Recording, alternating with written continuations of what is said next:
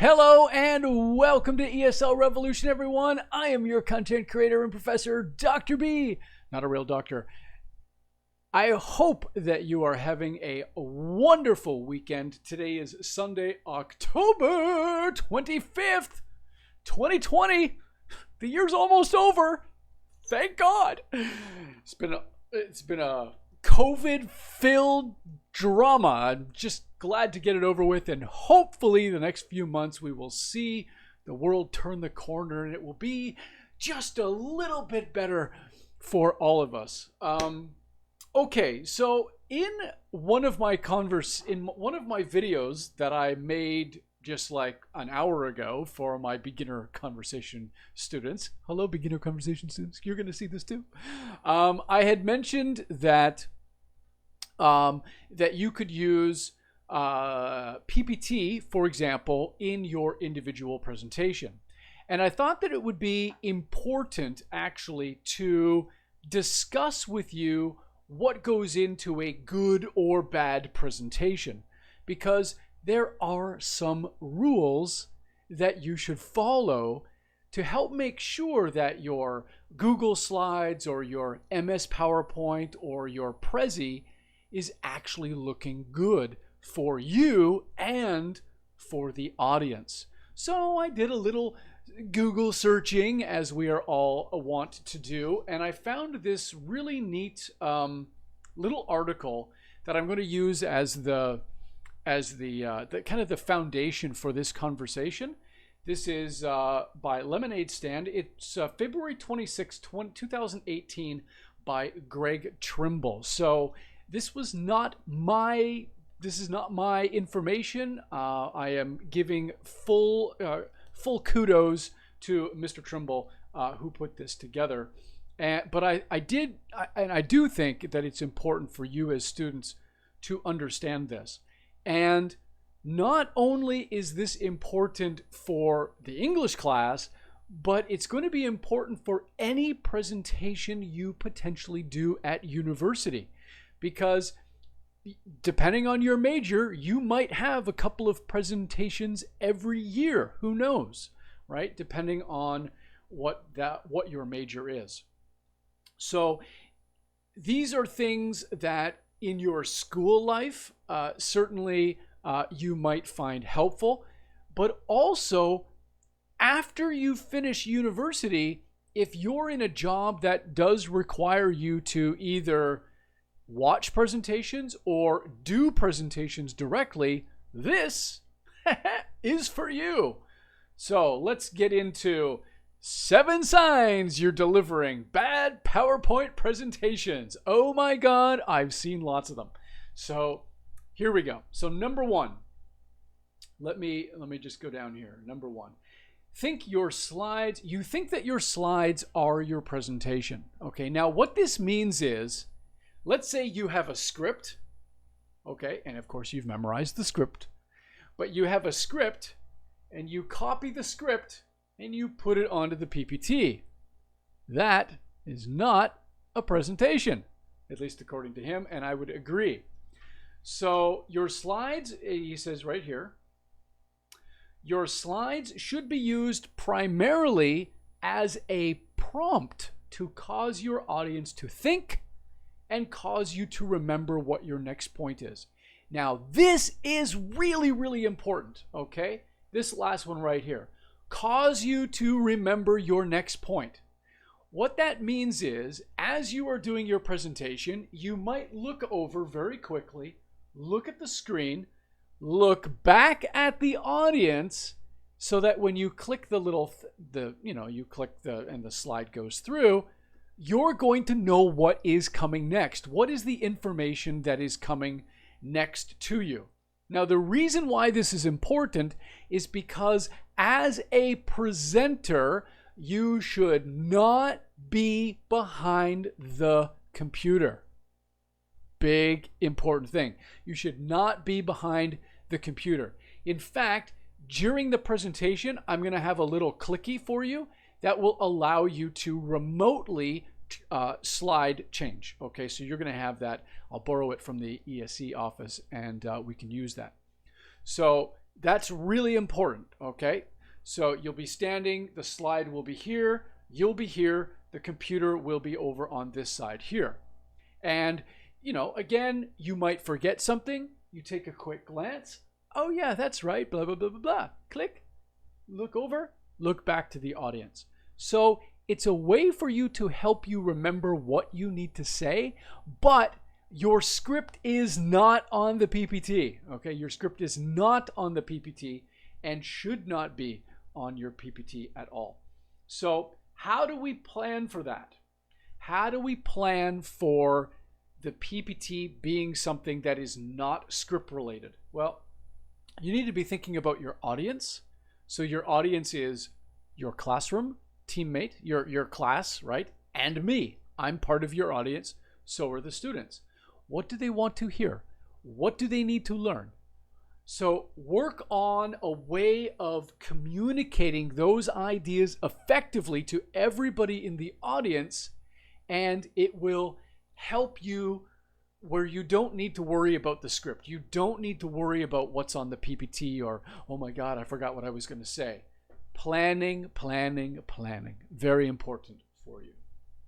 Number 2, you have too much text on your PPT. This is a big problem that I see quite frequently, right? What that means is you've essentially taken a whole bunch of information from your script and you've put it into your PPT, and then you turn around and you look and you read off of your PPT. Wrong. If you do that, unfortunately, you're going to lose marks because that's just not, it's not a presentation.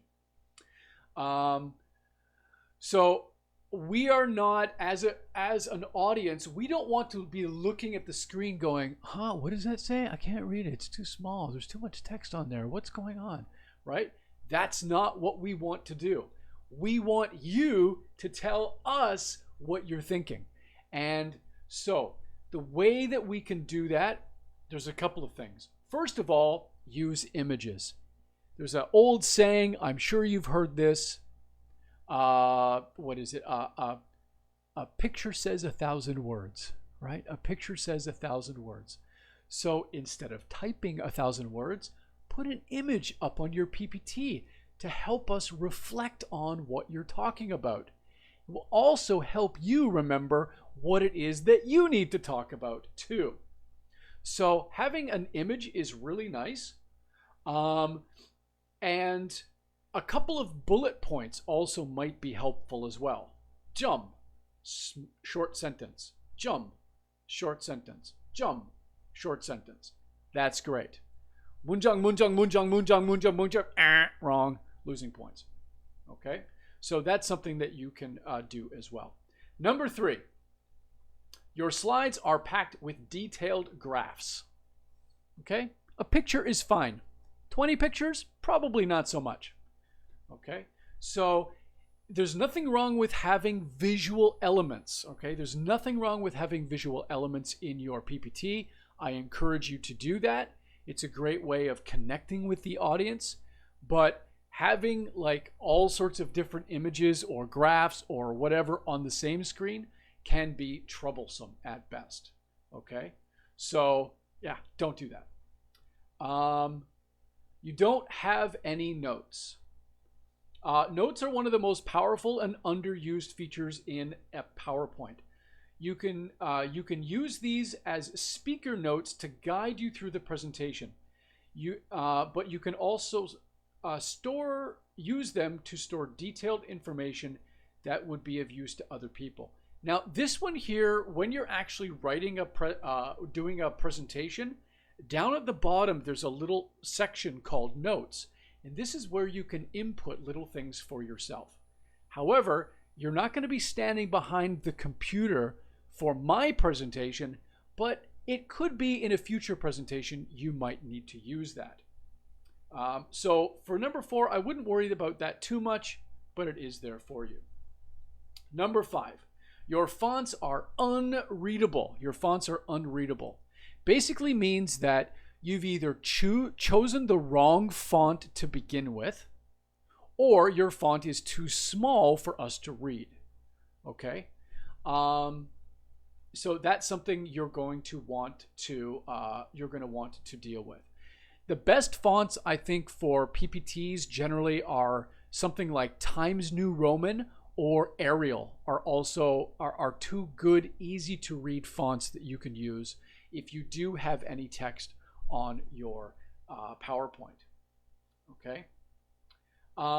Too many animations. Okay, this is a big one. I've had lots of students think that every time they flip a slide or they press the enter button, they need to have some kind of swirly animation or some sound effect or something going on. You don't need that. In fact, that's extremely distracting and probably not valuable in the long term. Okay? So having a little chime go off or, the page swirls to go to the next one, I would avoid that for the most part. Just hit the enter button, flip to the next slide, and you're good to go. Okay, the last one. You have too many slides. Okay, think of it this way. We have about a 5-minute presentation, which means at the most, you should be doing about one slide, perhaps every 30 seconds would be sufficient. So that would mean you'd have how much? About 10, maybe 12 slides would be more than enough. Anything more than that for a 5-minute conversation, a 5-minute presentation is probably too much. And besides, it's probably just going to be more work for you for a 5-minute presentation that's not necessary. So try to be careful with what you have. Okay. Yeah. So that's the 7 things that I would take a look at as you are putting together either a Google slide or a PowerPoint or a Prezi. Think about those things when you're going through. Now, Prezi is slightly different because Prezi has built-in movements into the slide system. Okay, so it's different from PowerPoint. However, the way that the way that things move from one and then come back, the movements are very, very fluid and very easy on the eyes. So I wouldn't worry about Prezi too much in terms of having that style, because that's what Prezi does. It is a fluid movement style. It's not choppy like PowerPoint, and it's not built in with a whole bunch of chimes and dings and everything like that. So I would suggest taking a look at that, Prezi.com, just to give you a sense of what it does. You might like it, you might not, that's okay.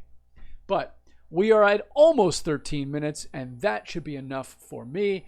Thank you very much, everybody. I hope you have a wonderful weekend, whatever's left of it, and I will see you this week. Take care, everybody. Bye-bye.